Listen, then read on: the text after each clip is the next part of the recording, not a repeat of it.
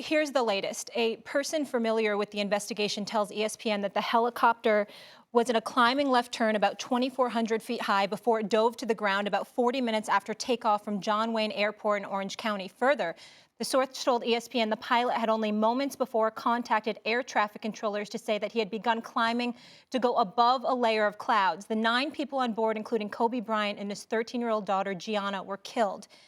Meanwhile, a source told ESPN's Myung Masuk that the Lakers found out about Bryant's death while on the team plane flying home from Philadelphia. A visibly shaken LeBron James wiped his eyes with tissues and walked alone from the Lakers plane after it landed in Southern California. The news hit the sports world extremely hard. I don't know. You know,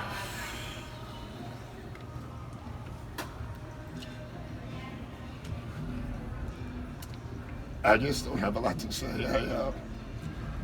The news is just devastating to everybody who knew him, who known him a long time. And, he means a lot to me, obviously. He was such a great opponent, It's what you want in sports. He had that DNA that very few athletes can ever have.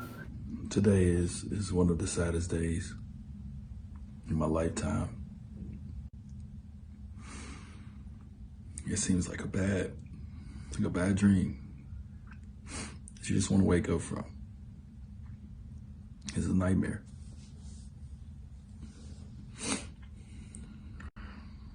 I know we all feel the same way about such a great leader, just a great champion, just a great person. If you got a chance to know Kobe, you got a chance to really know Kobe. There ain't nobody better, man.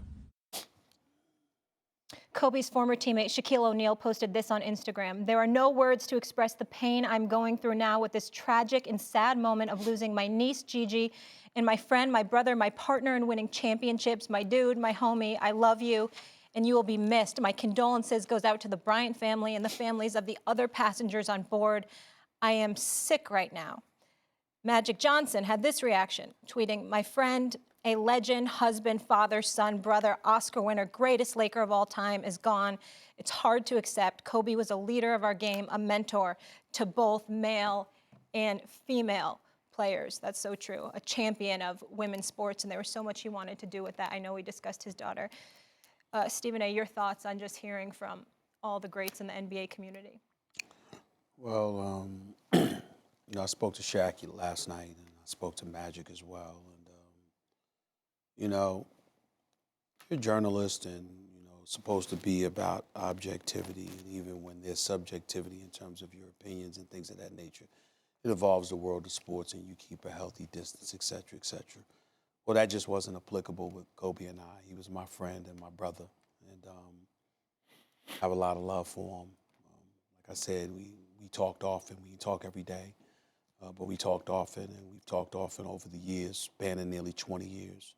I didn't cover him when he was at Lower Merion, even though I was writing for the Philadelphia Inquirer, but immediately upon his entry into the pros, I was always around and what have you. And knowing what he went through, the incident in 2003 in Eagle County, Colorado, his relationship with Shaquille O'Neal, his wanting to get traded from the Los Angeles Lakers at one point in a moment in time. That's the only time he ever had a downside with the Los Angeles Lakers. It was a brief period until they traded Kwame Brown for Pau Gasol. What he wanted to do without Shaq because of what he and Shaq accomplished together, how their relationship had deteriorated and ultimately grew to be something special as time passed on. The list goes on. And the private conversations that we've had, and I remember telling Jay and Jalen and everybody on Get Up this morning, it's been a rough 2.5 years. Game 1 of the NBA Finals, and you all were there for me when my mother passed away, June 1st, 2017. Other than the NBA moms, one of the first calls I got was from Shaquille O'Neal, 6:30 in the morning. 20 minutes later, it was Kobe on the phone. And, to see him so happy, having accomplished so much of life to look forward to, watching him grow and mature and elevate his level of trust because he was very insulated, very private, and he kept people at a distance, even some of his contemporaries.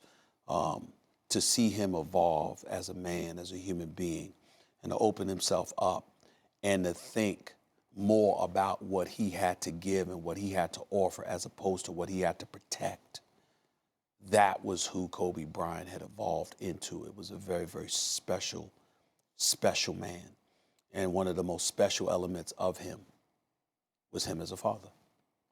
And I bring that up because if you know anything about Kobe, and Jay alluded to this very eloquently, I promise you, if there's anything that Kobe could have done to spare his 13-year-old daughter in that helicopter crash, he would have done it.